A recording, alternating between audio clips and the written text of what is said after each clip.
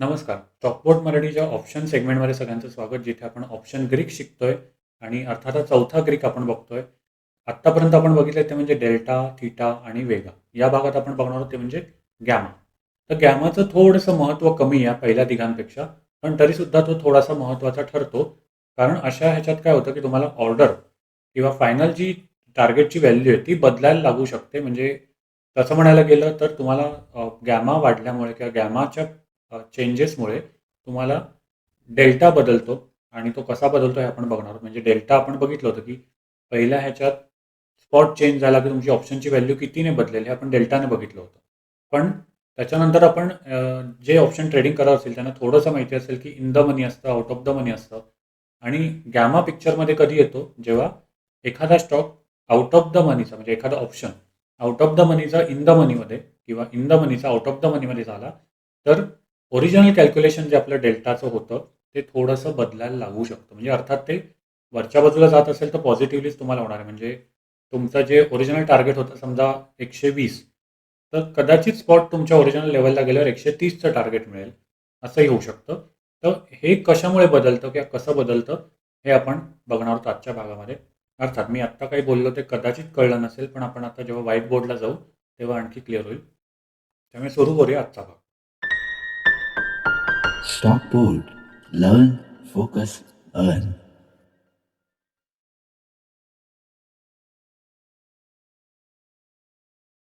तर आजचा जो आपलं टॉपिक आहे ते म्हणजे गॅमा.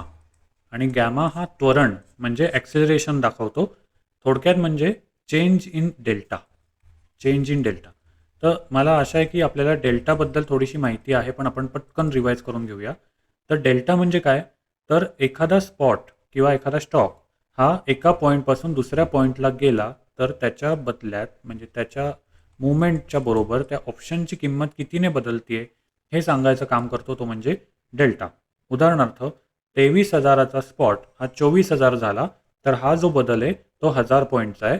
तर त्या बदलाबरोबर तुमचा ऑप्शनची किंमत काय बदलेल हे सांगायचं काम करतो तो म्हणजे डेल्टा. आणि सोप्या कॅल्क्युलेशनसाठी आपण ॲट द मनीचा डेल्टा हा 0.5चा घेत असतो.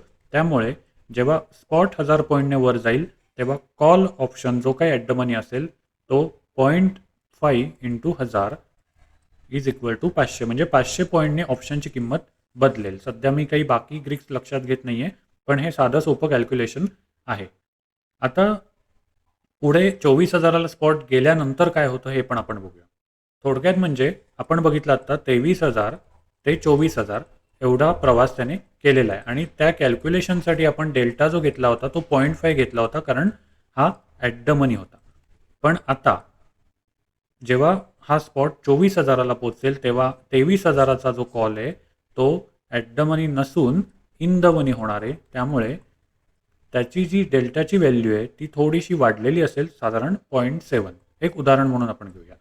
तर 0.7ने ती वाढलेली असेल, म्हणजे 0.7 झालेली असेल. त्यामुळे जेव्हा हा 24,000चा 25,000 होईल, तेव्हा आपलं कॅल्क्युलेशन हे 0.5ने नसून 0.7ने असेल.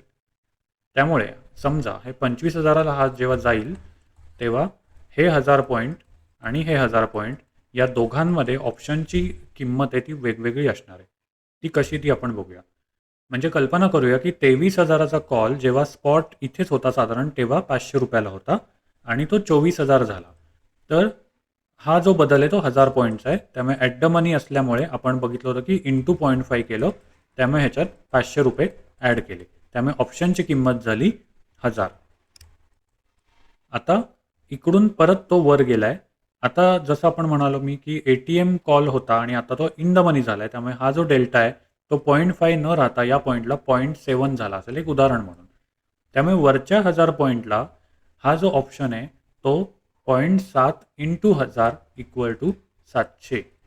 त्यामुळे ह्याची किंमत जी असणार आहे या पॉईंटला ऑप्शनची, ती आधीच्या ह्याच्यात ॲड करून 1700 करावी लागेल. म्हणजे तसं म्हणायला गेलं तर दोन्हीकडे 1000 पॉईंटचंच कॅल्क्युलेशन आहे, पण डेल्टा दोन्ही ठिकाणचा वेगळा आहे. त्याच्यामुळे दोन्ही 1000 पॉईंटच्या मुवमेंटसाठी ऑप्शनची किंमत इकडे 500ने वाढली आहे आणि इकडे 700ने वाढली आहे आणि हे ठरवलं आहे ते म्हणजे गॅमाने. त्यामुळे प्रत्येक पॉईंटला आता हा समजा 26,000 झाला पुढे जाऊन, तर 26,000ला डेल्टा समजा 0.8 झाला असेल तर 0.8 इंटू 1000 म्हणजे पुढे 800 पॉईंट मला ॲड करावे लागतील आणि आपण पुढे 1700 प्लस 800 म्हणजे 2500 वगैरेपर्यंत तो पोचलेला असेल.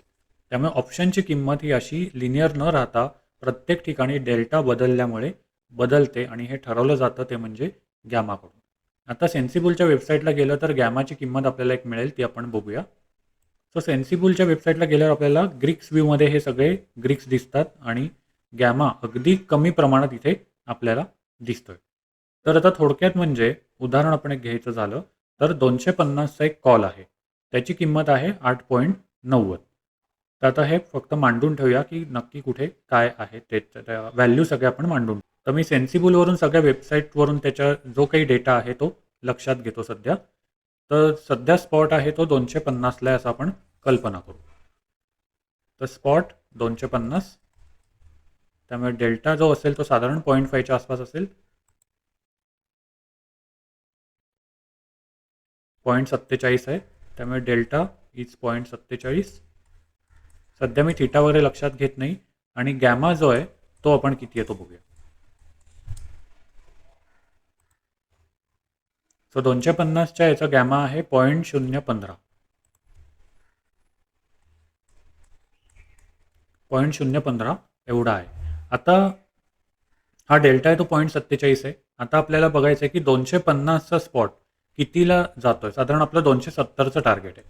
सुरुवातीला आपण कॅल्क्युलेशन करताना 0.47नेच करणार आहोत, पण जेव्हा 270ला जाईल तेव्हा हा डेल्टा हा बदललेला असेल. कसा तो पण बघूया. तर थोडक्यात म्हणजे हा जो बदल आहे तो 20 पॉईंट्स आहे. त्यामुळे आपल्याला गॅमा इंटू 20 करावा लागेल. सो 0.015 इंटू 20 इज 0.3 म्हणजे आपला डेल्टा त्यावेळेला 0.47 प्लस 0.3 इज इक्वल टू 0.77 एवढा झालेला असेल. हे एवढं सोपं कॅल्क्युलेशन आहे. काय केलं आपण, डेल्टा किती होता सुरुवातीचा तो बघितला आणि गॅमा किती होता ते बघितलं आणि त्याच्यानंतर स्पॉटमध्ये किती बदल होतो हे बघितलं. तर 250 270 झाला तर स्पॉटमध्ये बदल जो झाला आहे तो 20चा आहे. तो मी सध्याच्या गॅमाला मल्टिप्लाय केलं, त्यामुळे 0.015 इंटू 20 हे झालं 0.3 म्हणजे माझा ओरिजिनल डेल्टा होता त्याच्यात मी ॲड केल्यानंतर 0.77चा डेल्टा मला मिळतोय जेव्हा माझा स्पॉट इथे पोचलेला असेल. तर कारण कारण जसं मी म्हणालो की इन द मनी झालोय आपण ॲट द मनीचं हे करून, त्यामुळे आपला डेल्टा वाढत जाणं अपेक्षित. समजा आता हा 280ला गेला तर हा जो बदल आहे तो 30 पॉईंटचा आहे टोटल 250 पासून. त्यामुळे मला 0.015 इंटू 30 असं काहीतरी करायला लागेल आणि 15 त्रिक 45 या हिशोबाने ऑलमोस्ट ह्याला मला 0.45 मिळतं आहे. त्यामुळे 0.45 आणि 0.47 ऑलमोस्ट आपण 0.90 साधारण 92च्या आसपास आपण पोचतोय. त्यामुळे डेल्टा जो आहे तो 0.92 आणि मॅक्झिमम हा डेल्टा जाऊ शकतो तो म्हणजे 0.99 किंवा फार फार तर 1. म्हणजे ₹1 इकडे तिकडे स्पॉट झाला की ऑप्शन पण एक होतो असं होऊ शकतं, पण साधारण इथपर्यंत आपण पोचू शकतो. कारण जेवढे आपण डीप इन द मनी जाऊ तेवढा डेल्टा किंवा गॅमाचा जो परिणाम आहे तो थोडासा म्हणजे गॅमाचा परिणाम थोडा कमी दिसायला लागतो, कारण रिॲक्टिव्ह किंवा हे जे ऑप्शन असतात ते जास्त ॲट द मनीचे असतात. त्यामुळे हा असं कॅल्क्युलेशन येतं आणि त्यामुळे डेल्टा बदलत जातो. त्यामुळे पुढे जर आपल्याला कॅल्क्युलेशन करायचं असेल किंवा डेल्टा आपण बदलताना बघतो प्रत्येक रेटचा, प्रत्येक स्ट्राईक रेटचा, तो कसा बदलतो तर तो गॅमामुळे बदलतो. आता जेव्हा स्पॉट बदलतो तेव्हा गॅमा बदलतो का? बदलू शकतो, पण तो फार मायनर फरक असतो. त्यामुळे आपण डबल डेरिव्हेटिव्ह वगैरे घ्यायच्या फंदात पडत नाही. आता ते फार कॅल्क्युलेशनमध्ये कॉम्प्लिकेशन्स येतील. त्यामुळे सध्याच्या ह्याला 250 ते 280 एवढ्या ह्याच्यात कॅल्क्युलेशनसाठी आपण सगळीकडे गॅमा कॉन्स्टंट घेतलेला आहे. त्यामुळे त्या लेवलला अगदी पोचायची गरज नाही, पण निदान एवढी कॅल्क्युलेशन कळली तरी ठीक आहे. तर हा माझा एक त्यातल्या त्यात सोपं करून सांगायचा प्रयत्न होता गॅमाचं कॅल्क्युलेशन कसं होतं. तर हा होता ऑप्शन ग्रीक गॅमा. तर 4 ऑप्शन ग्रीक आपण बघितले आणि 4 ऑप्शन ग्रीकची प्लेलिस्ट केलेली आहे. आता पुढच्या भागात आपण बघणार आहोत ते म्हणजे टोटल या 4 जणांचा कंबाईन इफेक्ट कसा होतो हे आपण बघणार आहोत. कारण अर्थात मार्केटमध्ये जेव्हा चालू असतं मार्केट तेव्हा हे चौघही आपापल्या परीने पॉवर लावत असतात असं आपण म्हणू शकतो. आणि आत्ता सिंगल ह्यांचा आपण प्रत्येकाचा इंडिव्हिज्युअल परिणाम काय होतो हे बघितलंय. पण या भागामध्ये आपण बघणार आहोत आता पुढच्या म्हणजे ते म्हणजे चौघांचाही एकत्रित इफेक्ट कसा काय होतो ते आपण बघणार आणि तेच सगळ्यात प्रॅक्टिकल महत्त्वाचं आहे की जिथे चौघंही एकत्र काम करतात तेव्हा नक्की त्या ऑप्शनच्या किमती कशा बदलतात. तर अर्थात नक्की पुढचा भाग चुकवू नका आणि प्लेलिस्ट बघत असाल तर अर्थात सगळेच्या सगळे भाग तुम्ही एकत्रच बघितले तरी चालेल, कारण व्हिडिओ काही फार मोठे नाही आहेत, अगदी तासाभरात तुमचे होऊ शकतात. तर नक्की व्हिडिओला लाईक करा, आवडला असेल तर अर्थात शेअर करा. आपण भेटूया का नवीन. Stockport. Learn, focus, earn.